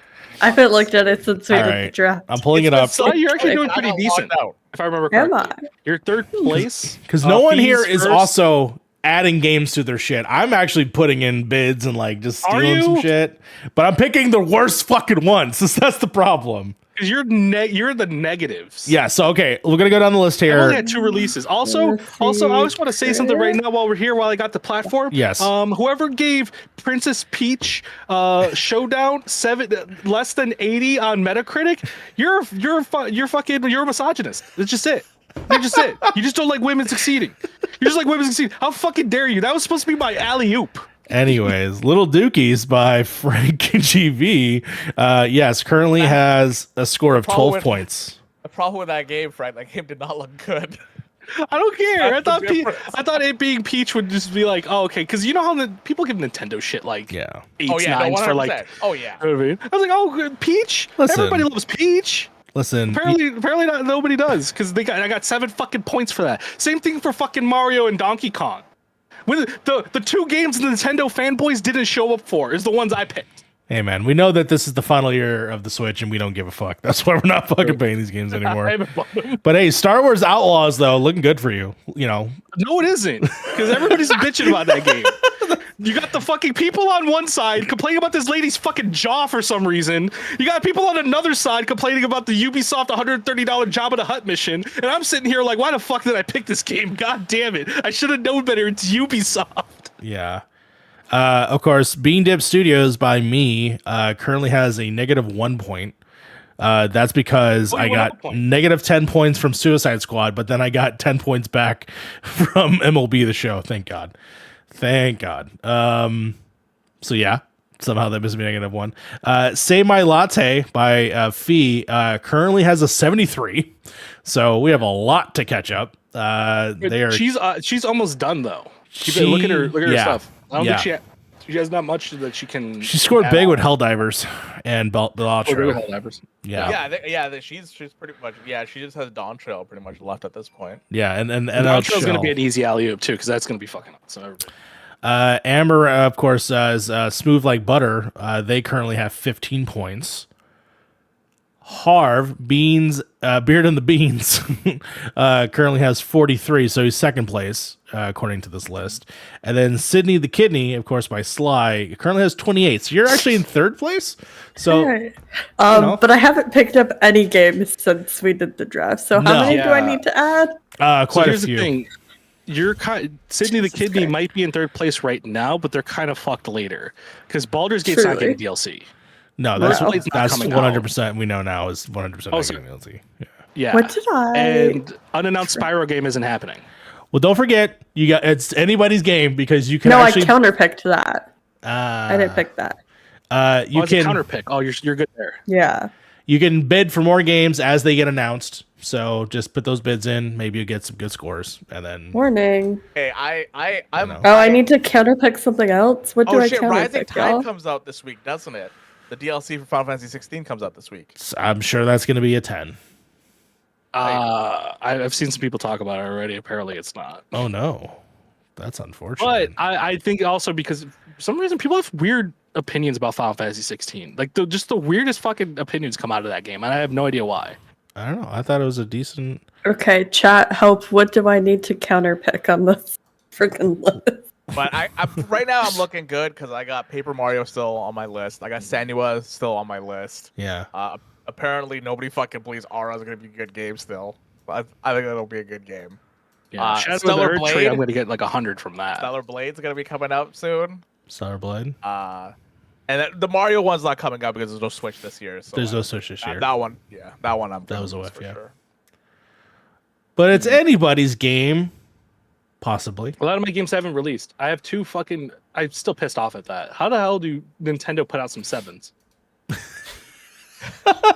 You know why? Because they have no more games left. to make. They're saving it, So man. Switch, too. They're saving it. How come we get no a fucking Zelda remakes? On the Switch. This is bullshit. Just more Zelda remakes. But once that Shadow of the Earth Tree fucking drops, I'm gonna get hella points. You already know you're gonna get like 20 to 30 points for that. Oh, Yeah. 100%. Yeah. Easy. Just drop that easy dub right there. So NHL 25 is gonna be a hit. Everybody knows that. yeah. Is it though? No, I think, Listen, I don't know. I The remember people who this is play the those only- games go passionately for those games. Yeah, but they they get go like hard. And nothing else. They're not like Yeah. they're not a 9 or a 10 game. You know what I mean? No. That was the only like sports game I could pick. At the It time, I won't think. be negative, though. Yeah. Yeah. And someone counterpicked it. Who Fee, of course, Fee. Yeah. Love number. The goddamn Canadian. I think I'll lose points on Tales of Kanzara because everybody's saying it's looking good. Yeah. So I think Okay, that I picked counterpick's gonna that. hit me. Yeah, let me that see. counterpick's gonna hit me. I think Yeah. Unannounced Spyro the Dragon game. Is that your I'm lock? pretty bad. Correct. Oh, it's Amber. Yeah, it's Amber's. Well, Harv. Oh, all right. I was gonna close the show. out. Hellblade might be pretty good for Harv. Hellblade might do decent. I mean, I'm looking forward to it for the most part. Just I'm glad it's a small, quick experience. I actually have someone gifted me for my birthday some months of Game Pass, so I'm probably gonna use it for that. Yeah, I'm excited to check it out. I'm gonna check out the Halibut game. I know that everyone was talking about that for a minute. Yeah. I think Hellblade. he's going to do really good Yeah. at Stellar Blade too. I'm looking at Harv's list and I'm like, yeah, Harv's going to get a lot of points soon. Now that everybody stopped like bitching about the way the character looks, everybody's been talking about how good that game is. Mm-hmm. And I'm like, even Yoko Taro came out. Not Yoko. Is Yoko Taro right? Is it Yoko Taro? From Dude Nier? who did Nier. Yeah. Yeah. He came out and he's just like, yeah, I'm kind of jealous because this is just a better Nier. And I'm like, okay, cool. Yeah, I played the demo. I thought it was fine. Watch though. Now that Yoko Taro said it's good, everybody's gonna change their tune about the game. To be honest with you, like, fucking, like, the people you think would be offended by it were not offended by it, and the people that were like, people are gonna be offended by it. People just are call it offended like. by it, I've seen I thought people it in was the industry fine. call it an incel game just because people have like talked about. I've seen like for instance the usual suspects of like game journalists are just like, yeah, we love ass and titties too. Like, just because we didn't like fully ass and agree with that one. The basically the point that they brought up, and we're going back to the Crumbs thing again, is that Anna Sarkeesian, God for what they did, try to do something. Not everyone agrees with everything she says, but it's like it's the baseline for everything whenever there's an argument. And so people like ass and titties. I like ass and titties. Sly, ass and titties, ass and my titty person. Are you an ass titty person? Take it or leave it. I mean, I'm Ace. There we go. Look, But I mean, I'm not against them. Yeah, I'm we not all offended appreciate by it. ass and I'm gonna or appreciate it. Yeah, I'm gonna exactly. appreciate it. My 100% tent in the ground standpoint on this is if you're okay with Leon being shirtless, which I am, I'm okay with it. I'm fine. It doesn't make my pee hard, but you know what? I'm glad there's people who like that stuff, right? Yeah. But I'm okay with that because in the same respect, people have to be okay with me liking ass and titties. Ass and titties. I'm okay with them liking some pecs and some cum gutters, but but you gotta respect that I like ass and titties. It's a two-way road, right? Yeah, it's a two-way road. It is. I agree. I agree. I take, you give. Right? I agree. It's the people online who are like, no, it has to be one or the other. I'm like, no. You know who definitely has cum gutters? Clive Rosenfeld definitely has cum gutters. You know, and I am personally of the opinion that I don't really want to see anybody shirtless. So, like, I respect all choices, you know? Yeah, I guess. I respect other people's fetishes, except for the furries. I'm sorry. That's where my tent pole is. Oh, we respect the furries in this household. The furries run the world. The secret society of furries. They run the internet. Shit, they're like Frank is very anti-furries. Anti-furry. I've been to enough conventions where furries have been weirdly gropey and weird that I'm like, yeah, no, get the fuck away from me. Okay, that's fair. Honestly, I tend Frank, to not those were be just around games. All right, Mario remembers it. I've had encounters with furries who've gotten a little bit too close. Damn, I almost punched a motherfucker out in that suit. Damn, that joke that I just did was fucking a banger. I think I just have a resting like serial killer face. And so I don't really get like interacted with when I go to conventions, which is honestly my preferred method of walking around. I want nobody to touch and or interact with me. Slide, tell me why I just saw this like true crime thumbnail. Your face. I'm also laughing. Put me in fucking criminal amount. I just look at the comments and here comes an already cum gutters is crazy. You wouldn't show up when I talk about cum gutters. You know, you can talk about cum gutters whatever you like. Frank. Never. I think I don't remember where I learned that term from. But now that I know it, I can't unthink it. What else do you describe those? Oh no, you know, that's whatever you want. That's perfect. I blame Ryan Reynolds. I think he probably said it once, and I think Ryan Reynolds might have said it. I think the episode of Rick and Morty said it one time. Oh, God damn. This fucking show, man. All right, well, I'm going to go ahead and try and Ryan close Reynolds is like, before you close out, yeah. Ryan Reynolds is like one of the like gayest straight people I've ever met. Like I know him personally. Him and Tracy Thoms like hold the record from like people I was like shocked were like at least as far as we know very straight.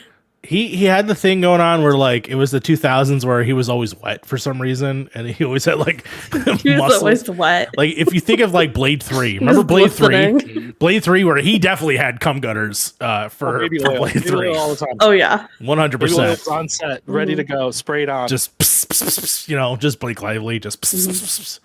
Look at how fucking oily Wesley Snipes' hair is in that movie. That's how you know. It's the residue. For Ryan Reynolds. It's a fucking residue. I'm not go back and watch all the Blade movies and look at Wesley Snipes' hair. This dude is in a constant perspiration. Oh, yeah, he's sweaty. Oh my god. Anyways, wait. Speaking of, yeah. Like, the other thing I have been doing with my life is I finally picked up Marvel's Midnight Suns when it was on sale as a birthday present to myself. Good job. And I should be like doing things like cleaning my apartment and like being a responsible human. Yeah. But instead, I'm having a really fun time. I thought people said this was bad. I'm having a blast. It's like the perfect Sly-ass game. Yeah. It's great. I'm having such a good time. It's good because you're going to start building out the Abbey, doing fun activities with all your fun, Midnight Suns friends. It's going to be fantastic. You can go to the beach with Blade. Go on dates. It's great. You can date my beloved Carl Danvers. I'm pretty sure you can do that because, yeah. I mean, you can take everybody to like the hangout spots or whatever the fuck they're called. Yeah. What's her face? And Magic is in it. Nico from the Runaways? The girlfriend, Yeah, Nico. Yeah, If you can, she's great. to close out the show, Yes. If you can date one MCU character, who would it be? Ooh. Not God. MCU. Sorry, no, not MCU, because those are real people. The conversation gets a little weird. If you can date any Marvel character, who would it be? A Marvel character. Why Oh did my I look God. over to Why did I look over chat and it said "cum gutters is crazy"? He was so cum gutters. You need to watch the show at the end, at the very end, where we talk about. Things have been unsupervised. I was trying to close the show for 2 minutes. I was trying to close the show for like the last 5 minutes. You walked away, and I'm like, all right, I guess we're gonna continue. And then we started talking about cum gutters. So, Sorry. What Marvel character would you What version of Rogue, date? Nardi? What version of Rogue? I would go for the an older version of the X-Men Evolution. I mean, fucking Nardi's on the right point. This fucking Savage Lands Rogue would be fucking. Oh my god. Yeah, but like you can't touch Rogue though. Yeah, but it don't matter. It's the voice. I mean, I imagine when she gets older, she can actually learn how to use her fucking powers, right? I mean, I don't know. I thought it was pretty inadvertent, right? Isn't it? Most of the Well, for the most her part? whole dilemma is that she can't control it. Yeah.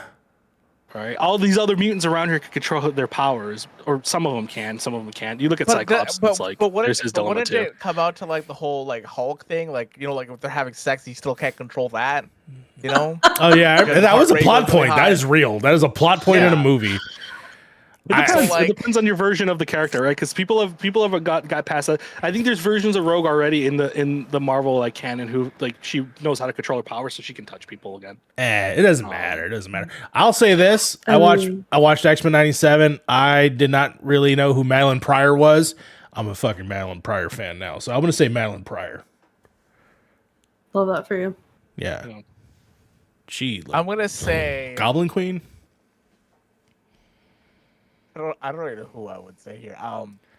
Maybe what's her name from the X-Men? Storm. Which one? Phoenix? Jean Grey? Jean Grey. Jean Grey, but then I'm afraid that she's gonna like go crazy and destroy the world. Like I don't like there's really kind of like two sides of each coin. Also, See, I think you're also forgetting the big problem with dating a psychic is that she can see your memory, so you can see what you're thinking. Yeah. So the relationship's very one-sided. I mean, that's no different than like finding somebody on Tinder that has your profile, right? They know everything about you. You wrote everything down on that thing. Speaking of use it psychics, against I would you. pick Emma Frost any day. I mean, fair. Nardi has a good Mystique Fair. for the ultimate if you're into role play. All right. But she Sure. I think I was gonna say I said something horrible. It's like, yeah, but she got kids though. Is what I was gonna say in my head. And her kids come out blue. Her kids come out blue. that kid's the And she's dating Rogue. That'd be weird. No, she's not dating Rogue. I'm sorry, that's her daughter. My bad. Storm would I honestly think my answer- probably be the best pick. Yeah, Honestly, let's be real. 100%. Who's, what's her name? I'm forgetting. What's her power? Cyclock is her name. Psylocke. Psylocke. Psylocke. Betty Psylocke. Bratson? Betty Bratson? Something like Am I that. getting the name I right? think you're only right. know her from Marvel Snap. You know her from the titular X-Men Apocalypse. Yeah, that's Oh, where I was know she? her Who's? from. Okay. Olivia Munn. Well, Olivia I only Munn, yeah. remember her from. She has 3 kids. What's the third kid? Betsy Braddock. That's her name. Let me be. I'm gonna say that again. What's her name again? I want to be. Give me Pepper Potts. Pepper Potts. Okay. Oh, okay. That's a good pick. I would steal MJ from Spider-Man. Nardi in the chat. Fuck them them kids. Blue ass kids. Oh my god. And I think that has been your episode 90. I didn't get to answer the question. Oh, I thought Mark. you did. I thought you did. No. Answer the I question. tried you like 3 times. Answer it. All right. Well, my go-to obviously would be Maya Lopez, obviously. However, if I was feeling like a little bit of a homewrecker, I would go for Monica Rambeau. But she's already happily in love, so Okay. Well, we Jessica should probably. Jones. I mean, not so happily. We should probably put the caveat is that they don't have a family and they're not in love. Just Oh no, the family makes it better. The family makes it better. The lore makes it better. And the real answer is Carlos is correct. It is in fact She-Hulk. She-Hulk is the right answer. Specifically comic book. She-Hulk would be the right answer. I'd like if you have good Medicare. Yeah, I was gonna. Well, I don't think Medicare is gonna help you on that front. Storm. You got some good ass points there. Sue Storm is pretty cool. Let's be real. Wait, no, I changed my answer. That one. What? the specifically the one version that's in love with Richard. Actually, hold on. I want to change my answer. They're fun too. That's Oh, the one I want. You know what? I want an older version of Scarlet Witch from X-Men Evolution. Okay. What's the chick that's in the Fantastic Four? What does she do? She goes invisible and does force fields. Nah, never mind then. Yeah, that's too strong. Not cool enough. No. We're I just- could just go watch Hollow Man. She got booty though. Just saying it. It depends on your version of Sue Storm. Some of them she just looks like Anything a where like Namor is like, I don't care if your husband is around. I'm stopping by. Like T'Challa either, bro. T'Challa's. She has receipts. Anyways, I think we're gonna do it. Check this out. We're gonna do this all night, and honestly, the real answer is Electro. This has been episode of the Point in Progress podcast. Episode. No. You know what the real answer is? What's the real answer? Is Aunt May. Aunt May from Yeah. Oh, Aunt May from Tomei. yeah, Mr. Tomei. That is the real answer. I thought you were talking about old Aunt May for a second. Fuck it, she can get it too. Jennifer Gardner can get it. I'm with you on Elektra. That woman wanted a free toaster in Spider-Man 2, and goddamn it, she deserves it. All right, that's all I'll say. I hope you all had a great time. We've of course talked about many things, including the Fallout show, the fact that I now have to wear these goggles for the rest of my life, and then who about cum gutters. So enjoy that conversation. I'm going to go ahead and go around the table and ask everyone here where you can find them on the net. I'm actually going to start with Harv. Harv, where can people find you on the net? You can find me at Beard and the Hair pretty much everywhere. I got a new video going out tomorrow. I have another one that's in the works right now. Yeah, you can watch me stream on Beard and the Hair as well on Twitch, which I have a fun run, which is probably another video I'm going to send you. Yeah. Where I take out the entire open world of Elden Ring. Oh boy, that's cool. So there's no open world anymore. It's linear. It's all dungeons. It's linear. Ooh. It's a fucking puzzle platform. We love a dungeon It's just a crawler. one big pretty long much- line. It pretty much is a dungeon crawler that is completely randomized. So Ooh. Interesting. Alright. Okay. Very cool. And then Frank, where can people find you on the net? You can find me at Twitter at @TheFrankGV, where I talk shit about video games. You can find me at TikTok, where I post my buck nasty clips. I haven't been posting a lot lately. I do have a bunch of Rainbow Six clips now, so I might be posting some of those. I've been going fucking ham on Rainbow Six, man. I've been going absolutely sick. But you can find me there, and you can find me here at Point in Progress. When we eventually finish Final Fantasy, I think it's just me and Carlos left. I'm in the last like 2 chapters.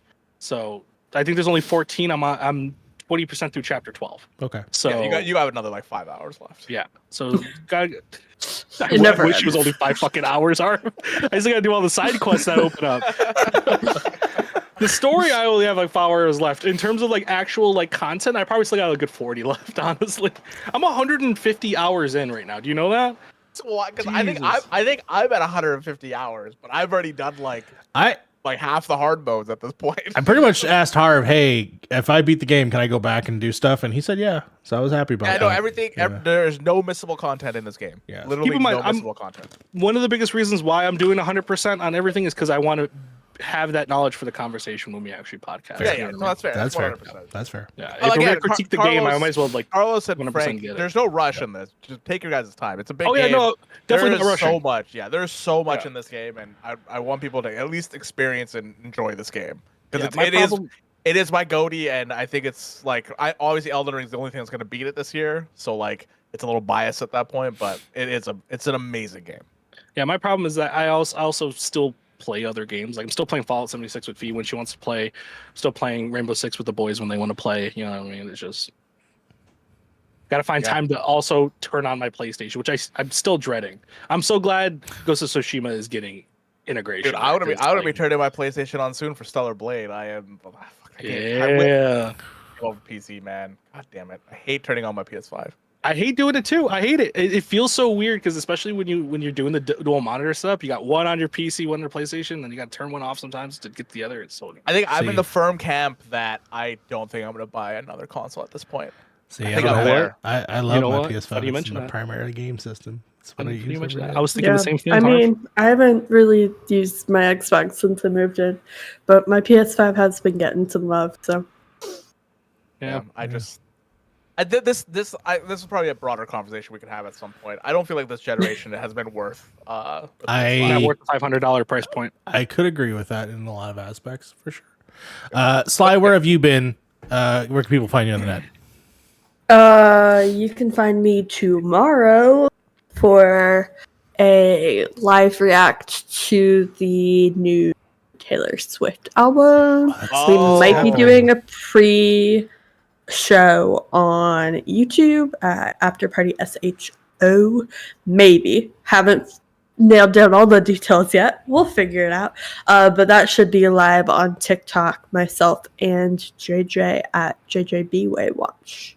Did you guys know that this album is coming out on the same day as the Battle of Lexington and Concord? Why the fuck do you know that? Fascinating. I'm sure somebody knows that. I did not, because why do you know that? Honestly, I went to say the title of it and I wasn't. You heard Tortured that? Poet Society? Yes. It's something with the poet. Cool. It's something. Yeah, it's something with that. Something Apparently poet it's something something. Harv, Yeah, you've heard that on the same podcast that I did, didn't you? I did. Yeah. What podcast did you It's hear Fear that? Hand. Fear Hand Dude, podcast. Well, how the Fucking fuck do you know that? Because there's a Taylor Swift person on that podcast, and we now know all these things about Taylor Swift and all that so shit. unhinged, but Love it's that so for you. Cutesy Cinderella told Harv exclusively. Yes, that is correct. Yeah. Also, I thought she did it because she wanted everyone to get ready for 420 and smoke weed to her pot or fucking. Well, album, you know. I have one last question for you guys. Do you think we're gonna finally see a fucking pop beef, like in the same scope of rap with Madonna and Taylor Swift? Or was it Madonna? Who? No, it wasn't Madonna. Who was talking shit about Taylor Swift the other day? JoJo's. Oh, I have no clue. I actually Yeah, don't someone know. like famous singer was just like, yeah. Oh, they're Courtney freaking Love. Faceless. It was Courtney Love. We're gonna see some fucking fucking beef. about Taylor Swift. I know, She was talking right? shit about She Taylor has Swift no and grounds to start a beef. Yeah, Are she- you yeah. kidding me? They killed Kurt Like Cobain. with the Drake beat, with the Drake. and Madonna is alive. She Is it? was in my place of employment recently, and she does force everybody to install her own private gold toilet in every single venue she attends. Fuck yeah. So can confirm she fucking is weirdo. Why would you still go around alive with a toilet? and performing. I have a question. Isn't Courtney Love an actor? Both. Yeah, she's a singer and an right? actor. I think she does Oh. some singing. She was I the don't, Truman. I don't really subscribe to the beef, but I found it hilarious how in the same page I saw like what's going on with fucking Drake and Rick Ross that's a and beef- fucking now Kendrick, and then that is the a same beef thing. right And they're like, also Courtney Love got beef with fucking Taylor Swift, but also here's photos of Courtney Love with Taylor Swift. I would love to see a couple of like really popular like pop. That's what I'm I don't know. saying. That's what Well, I'm saying. it used to be Katy Perry and Taylor Swift. That was a beef. Yeah, but the thing is, like, they don't really. That was they the don't- one they don't where make, she like, a stole diss her, track, like, right? words. Yeah, they do. I want Taylor Swift to Dances get on or the mic whatever, and start yeah. fucking. I want That Taylor was Swift to all fucking of do a diss Reputation. track. Yeah. Like that was literally Reputation. album. Yeah. No, but I guess don't. so. No sugarcoating it. I want I Taylor Swift on the diss track, being like, "Fuck you, Courtney Love, you Have you stupid." guys heard of the Like That by Future and Kendrick Lamar? Have you guys heard the song? I've know of what happened. I've listened to that specific section and And then did you guys listen to Drake's? no, because I didn't care. I don't listen to Drake. I don't listen to I Drake. didn't listen to No, any of but them. if you I know that listen to J. Cole song, like, quit and everyone got mad at him and he cried. Yeah. That's basically Yeah, it. but the Drake comeback is like it's good. direct. It is fucking direct. It's at Rick Ross. It's at him. Yeah. It's at a lot of people. It's wild. Honestly, I'm excited for this, dude, because I haven't seen like beef like this since like the Eminem days. yeah. Right? Where like everybody was Well, like fucking. it's pretty much what rap battle is, right? Like it's really nice to see people that can actually like actually make a good song out of it. Meanwhile, shot over it. Meanwhile, Tyler the Creator and Childish Gambino Yeah. are just like, we're fucking making music over here. So, like, it is what it is. Start and stop on the This internet. woman is 59 years old. I just love that my only reference for Courtney Love was her being on that one song off of Save Rock and Roll. Oh yeah. No, I mean my reference for That's obviously it. That's all I got. she was in Hole. I do like some of their songs, and then she was in The Man Over the Moon. Oh my god. Man on the Moon? Man on the Moon. Man on the Moon. Yeah. The Charlie I Kaufman love that movie. we tried to do an Man in outro the for the Moon. show, Yes. and then we've already had 2 conversations since then. Yeah. And then I'm Mario Rivera. I'm ending this show. I'm gonna not be on the internet this week. Just remember, everybody on the internet, this whole beef with Kendrick Lamar, everybody, is just because Drake showed his meat on the internet. And with that is the end of Everybody the show. say how much you like my art. Thanks. Great art. Bye. Bye. The show's over. Goodbye now. I love you all. Progress has not been made today. No. I tried to keep it a Progress. tight 130, and you know what? Nope. It's all good. Almost was. Almost was. Everyone, love you in the chat. Thank you so much for being here. And then we're going to go ahead and say goodbye. Bye-bye. Praise the cum butters. Bye. Come, Gunner! Yeah.